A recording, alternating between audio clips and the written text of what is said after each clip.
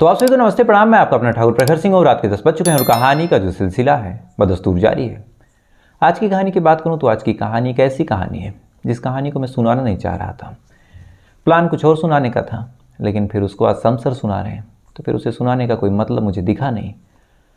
और आज की कहानी एक ऐसी भी कहानी है जिस कहानी को जब मैंने पूरा रिसर्च किया, शुरू में लगा नहीं सुनाऊंगा, फिर ये हुआ कि सुनाऊंगा, तो सुनाने के पीछे जो वजह आई, क्योंकि आमतौर पे हर क्राइम की कहानी से कुछ न कुछ सबक लेना चाहिए, कुछ न कुछ सीखना चाहिए। और आज की कहानी खासकर जो नई उम्र के लड़के हैं मेरे जैसे, मेरी तो तभी थोड़ी बहुत उम्र हो चुकी, ग्रेजुएशन हो गया, खासकर जो अभी नई नई ग्रेजुएशन की दुनिया में गए हैं, घर परिवार को छोड़ के बाहर रहने जाते हैं, हॉस्टलर हैं, उन तमाम लोगों के लिए एक बड़ा अजीब सा मैसेज भी है। और कहीं ना कहीं ये चीज़ें हर दो में से एक लड़की की कहानी बन चुकी है। तो सीधा सीधा इस कहानी का रुख करते हैं। और इस कहानी की जो शुरुआत होती है वो होती है उत्तर प्रदेश के नोएडा से। नोएडा में नोएडा सेक्टर 40। और इसी सेक्टर 40 से अभी कल की बात है, कल नहीं परसों की बात है, 30 अक्टूबर की, पुलिस स्टेशन में एक फ़ोन जाता है। फ़ोन करने वाला शख्स बताता है कि साहब इसी सेक्टर 40 के एक अपार्टमेंट में कत्ल हो चुका है। अब कत्ल का नाम जैसे पुलिस वालों ने सुना, फ़ौरन लानन फानन में भाग के वहाँ पे पहुँचे। पहुँचने के बाद देखते हैं कि एक बिल्डिंग में एक फ्लैट है और उसी फ्लैट के कमरे में एक लगभग 50 से 60 साल का आदमी मरा पड़ा हुआ है। और मरा भी ऐसे है कि किसी ने बड़ी बेरहमी से मारा है। यानी पहले तो ऐसा लगा कि उसको पीटा गया और फिर चाकू से उसकी गर्दन को काटा गया है। अब ये चीज़ पुलिस वाले देखते हैं, देखने के बाद फ़ौरन हरकत में आते हैं, बॉडी को कब्जे में लेते हैं, पोस्टमार्टम के लिए भेजते हैं। साथ ही जो मरने वाला शख्स था उसके बारे में पता करते हैं कि कौन है, कहाँ से आया। तो पता चला कि इसका नाम शशि है और ये यहीं पे रह के कंस्ट्रक्शन का काम करवाता है और ये पेशे से सुपरवाइज़र है। अलग अलग जगहों पे इसने अलग अलग कमरे लिए थे, जहाँ जिस हिसाब से काम मिलता उस हिसाब से कमरे लेके रहता और पिछले कई महीनों से इसी इलाके में रह रहा। अब जब ये पता चला तो फिर ये पूछा गया कि इसके साथ कौन रहता है। पता चला अकेले। बहरहाल पुलिस वालों ने मशक्क़त की, इधर उधर कोशिश की, फ़ोन वगैरह चेक किया और चेक करने के बाद फैमिली का नंबर निकाला। नंबर निकालने के बाद फैमिली को फ़ोन किया और इतला किया कि आपके घर के जो शशि शर्मा हैं उनका किसी ने कत्ल कर दिया है। क्योंकि पुलिस की मजबूरी थी, कत्ल हुआ है तो कम से कम कोई तो हो जो वादी पक्ष बने, मुकदमा लिखा है। तो सबसे पहले फैमिली को इतला किया, इधर बॉडी पोस्टमार्टम के लिए भेजा। इसके बाद अब तहकीकात शुरू हुई कि कातिल कौन है। तो सबसे पहले फैमिली वालों से पूछा कि क्या आपको किसी पे डाउट है। तो फैमिली वाले कहते हैं कि साहब ये यहाँ पे रहते हैं, हालांकि कंस्ट्रक्शन का काम है, न जाने कौन दुश्मन हो, न जाने कौन दोस्त हो, लेकिन ऐसा है नहीं कि हम लोग यहाँ पे साथ रहते हैं कि यहाँ पे किसी से झगड़ा या विवाद देखा गया हो। तो किससे दुश्मनी थे, किससे ज़्यादा दोस्ती थी, इसके बारे में हम लोग कुछ बता नहीं सकते। अब पुलिस वाले जब ये चीज़ सुनते हैं तो फिर आसपास के लोगों से पूछताछ करते हैं कि क्या आपने किसी को देखा, कोई भागता हुआ दिखा हो, या फिर किसी की एंट्री घर में हुई हो, कोई शोर शराबा आपने सुना हो, या फिर किसी के फुट चलने की आवाज़ सुनी हो। ये तमाम चीज़ें पुलिस वाले पूछते हैं, लेकिन ना आसपास के लोग कोई जवाब दे पाते, ना ही किसी के पास कोई जानकारी थी, ना ही कोई चश्मदीद मिला, ना ही वहाँ पे कोई सबूत मिला जिससे पता चल सके कि आखिर आया कौन था। अब पुलिस वाले जांच पड़ताल कर रहे हैं, छानबीन अपने तरीके से कर रहे हैं। न परिवार वालों को किसी पे कोई डाउट, ना ही मरने वाले शख्स के मोबाइल से कुछ मिला। आसपास के लोगों से भी पूछताछ कर ली, आसपास के लोगों से भी कुछ नहीं मिला। पुलिस वाले जांच पड़ताल कर रहे हैं, लेकिन इसी जांच पड़ताल के दौरान जैसे कुछ घंटे गुजरते हैं, अब तक पुलिस वालों ने लगभग सारी चीज़ें पूछताछ कर ली थी। कुछ घंटे गुजरने के बाद पुलिस वालों की जो नज़र है आसपास के कैमरों पे पड़ती है। अब पुलिस वालों ने जब कैमरा देखा, कैमरा देखने के बाद पुलिस वाले एकदम खुश कि चलो कैमरे में तो ज़रूर कैद हुआ होगा। फ़ौरन पुलिस वालों ने सीसीटीवी कैमरों की जाँच करनी शुरू की। पुलिस वालों ने कैमरे में जितने चेहरे कैद हुए थे, जब उनको खंगालना शुरू किया तो कुछ देर बाद 3 ऐसे संदिग्ध दिखे जिनकी एक्टिविटी कुछ लग रही थी कि हाँ इन्होंने कुछ ऐसा किया है जिस वजह से ये लोग भाग रहे हैं। अब पुलिस वालों के सामने 3 ऐसे चेहरे थे जिन पे कुछ डाउट जा रहा था, लेकिन इत्तेफाक देखिए कि ये 3 लोग हैं कौन, कहाँ से आए हैं, इनका इस मरने वाले शख्स से क्या रिलेशन है, इसके बारे में पुलिस वालों को कोई जानकारी नहीं। पुलिस वालों ने परिवार वालों से पूछा कि इस शख्स के बारे में आप जानते हैं जो कैमरे में कैद हुए हैं। परिवार वालों ने साफ इनकार कर दिया। इसके बाद आसपास के लोगों से भी पूछा कि क्या आप इसको जानते हैं, उन्होंने भी साफ इनकार कर दिया। अब पुलिस वाले उन तीनों चेहरों को, तस्वीर को बाहर निकालते हैं। तस्वीर लिए घूम रहे हैं, अपने तरीके से पता कर रहे हैं, अपने तरीके से छानबीन कर रहे हैं। और काफ़ी दिन मशक्क़त करने के बाद, काफ़ी वक्त गुजरने के बाद अंत में जो तीनों लोग थे उनका भी पता चल जाता है। अब तीनों लोगों का जब पता चलता है, पुलिस वाले फ़ौरन जाते हैं। जाने के बाद जो तीनों लोग थे, जिनमें से एक का नाम था भरत चौहान, दूसरी एक महिला जिसका नाम था सीमा देवी, और तीसरा एक राज तिवारी नाम का शख्स, इन तीनों को गिरफ्तार करते हैं। गिरफ्तार करके थाने लाते हैं। लाने के बाद जब इनसे पूछताछ करते हैं तो पूछताछ के दौरान एक बड़ी अजीब चीज़ थी। जो भरत चौहान था और जो सीमा देवी थी, इन दोनों की उम्र लगभग 40 से 50 साल के बीच थी। लेकिन ये जो राजा तिवारी था वो लगभग बहुत होगा तो 19 से 20 साल। अब एक कत्ल हुआ। कत्ल में 3 लोग संदिग्ध हैं। एक की उम्र 40 साल, 40 से 50 साल, दूसरी की भी लगभग उतनी, और तीसरा जो है 19 से 20 साल का। पुलिस वाले थोड़ा से अचरज में पड़ते हैं। अब थोड़े से इसके बारे में विचार कर ही रहे थे कि दूसरी चीज़ जो हुई वो थोड़ी और चौंकाने वाली लगी। जो भरत चौहान था उसका भी पहनावा ओढ़ावा ऐसे नॉर्मल लुंगी, एक शर्ट और गंदा सा चेहरा, शरीर पे गंदगी, यानी ऐसा लगा कि कोई मजदूर आदमी है। जो महिला थी सीमा देवी, उसके भी कपड़े, उसके भी पहनावा ओढ़ावे से लग रहा था कि ये भी मेहनत मजदूरी करने वाली है। लेकिन जो राजा तिवारी था, उसके कपड़े को, उसके पहनावे ओढ़ावे को, उसके बोलने के तरीके को, उसके बोल चाल के एक्सेंट को ये पुलिस वालों ने देखा तो ऐसा लग ही नहीं रहा था कि इन दोनों के साथ ये भी हो सकता है, जो कि पहनने ओढ़ने से भी बेहद सभ्य लग रहा था। बहुत फॉर्मल कपड़े उसने पहन रखे थे। बोलचाल की भाषा में भी एक तहजीब और एक पढ़े लिखी चीज़ की छवि झलक रही थी। ऐसा लगा कि जैसे किसी अच्छे कॉलेज से ये पढ़ रहा हो। अब पुलिस वाले 3 संदिग्ध, 2 एक जैसे, तीसरा एकदम अलग, ना उम्र मिल रही, न पहनावा ओढ़ावा मिल रहा, न बोलचाल की भाषा मिल रही, कुछ भी नहीं मिल रहा। तो फिर ये तीनों संदिग्ध हैं, तीनों में से कातिल कौन है? अब इसी सवाल के साथ जब पुलिस वालों ने पूछताछ शुरू की तो फिर तीनों ने कहा कि साहब हम तीनों ने ही कत्ल किया है। अब तीनों ने कत्ल किया तो ये कैसे पॉसिबल? फिर पुलिस वालों ने पूछा कि क्या तीनों एक घर के हो, क्या एक साथ के हो? तो फिर इन तीनों ने बताया कि नहीं साहब, भरत चौहान और सीमा देवी तो पति पत्नी है, लेकिन ये जो राजा तिवारी है ये गोरखपुर का रहने वाला है और बीटेक कर रहा है यहीं पे। अब पुलिस वाले पूछते हैं कि ये कैसे पॉसिबल है? अब यही सवाल जब पूछते हैं तो इसी सवाल के साथ पुलिस वालों के पास कत्ल की पूरी गुत्थी का जो रहस्य था वो भी आ जाता है। और साथ ही एक आदमी जो अच्छा खासा पढ़ लिख रहा था, जिसकी ज़िंदगी सेट थी, हो सकता है अच्छी नौकरी पा जाता, उसके बाद अच्छी जगह उसकी शादी होती, परिवार वाले नाच करते, उसकी ज़िंदगी एक चाय के चक्कर में कैसे बदल गई ये भी पता चलता है। और यहीं से कहानी पहुंच जाती है साल 2006 से।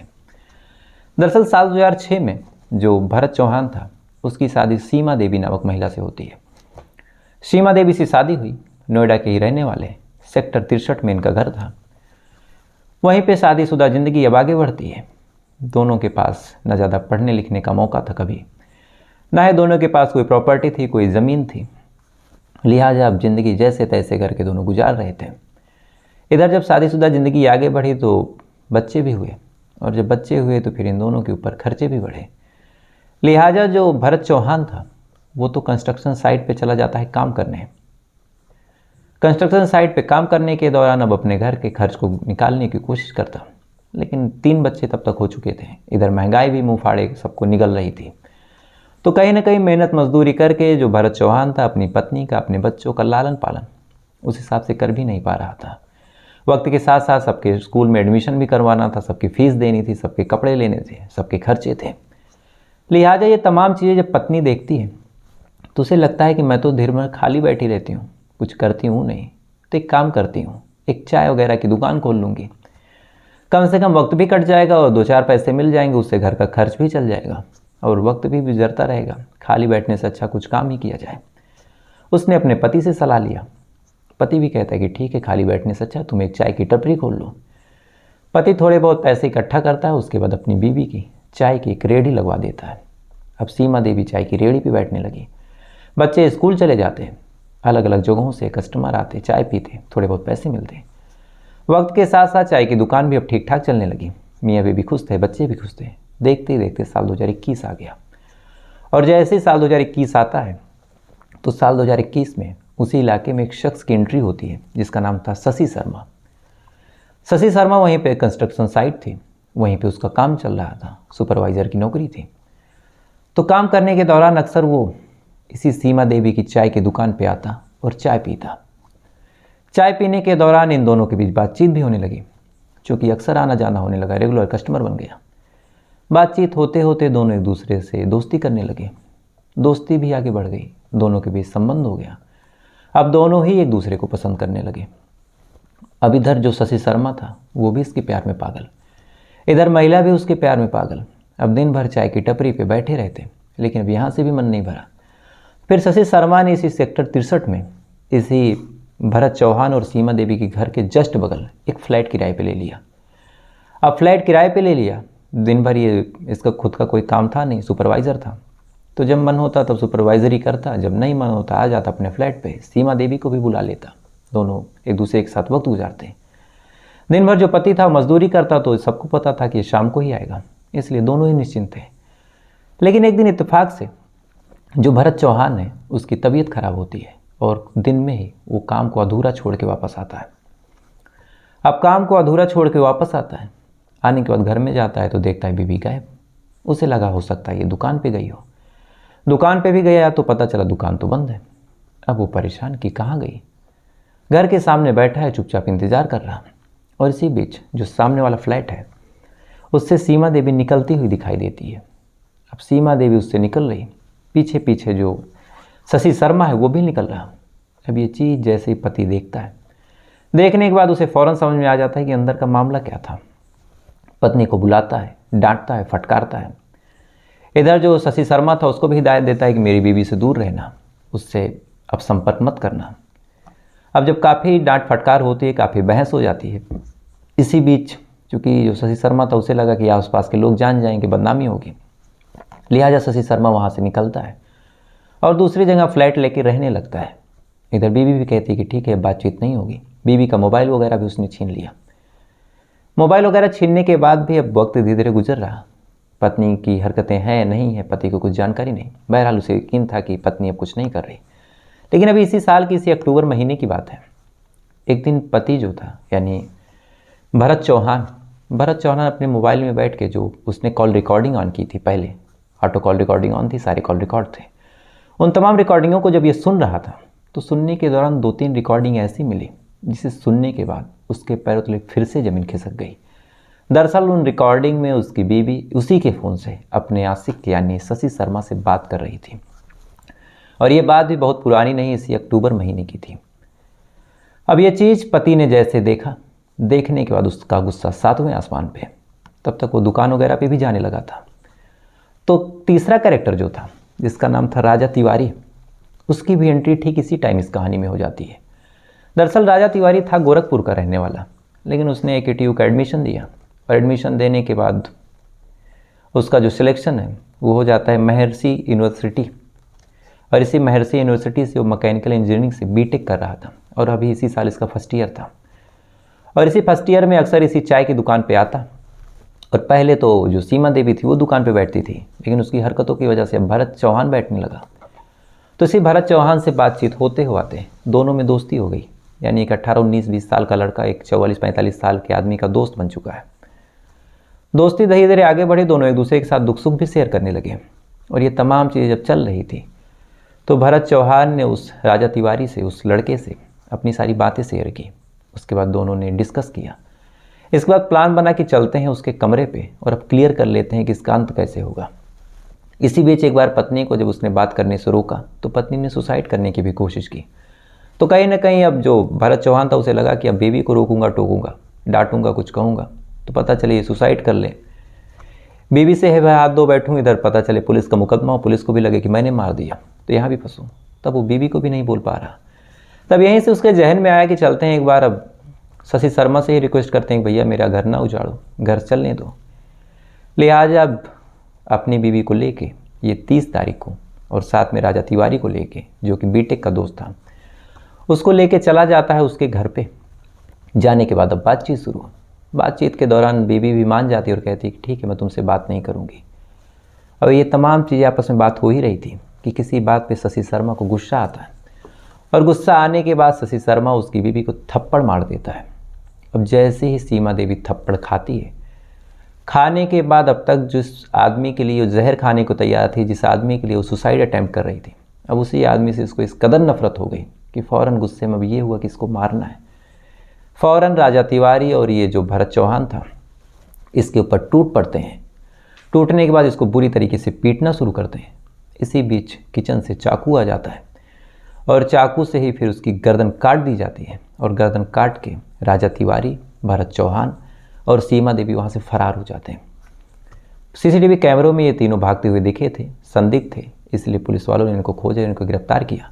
लेकिन इस कहानी को सुनाने का जो मेरा मेन मोटिव था, आजकल तो ऐसे नाजायज़ संबंधों में कत्ल होते रहते हैं, हर दूसरी कहानी यही है, लेकिन जो मेन मोटिव था कि राजा तिवारी अपने घर से निकला बीटेक करने, एक चाय वाले से इसकी दोस्ती हुई।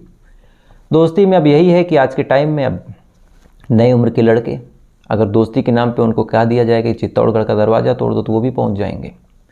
तो ऐसी दोस्ती निभाने के चक्कर में मियाँ बीवी का एक उनका मैटर था, वो जाते अपना सुलझाते, चाहे जो करते, बातचीत करते, पुलिस कंप्लेन करते, कत्ल कर देते।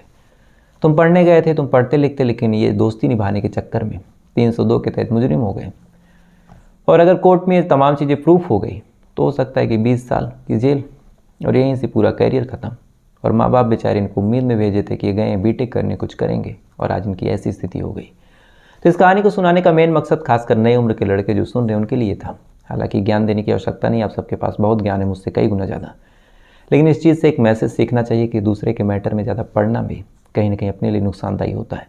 और ख़ासकर यहाँ तो दोस्ती करने का कोई मोटिव या फिर कोई भी चीज़ नहीं थी, ना उम्र मैच कर रही थी, ना वाइब्स मैच कर रही थी, ना ही थिंकिंग एक जैसी थी, ना प्रोफेशन एक जैसा था, फिर भी दोस्ती और दोस्ती में कत्ल। तो फिलहाल ये थी पूरी कहानी।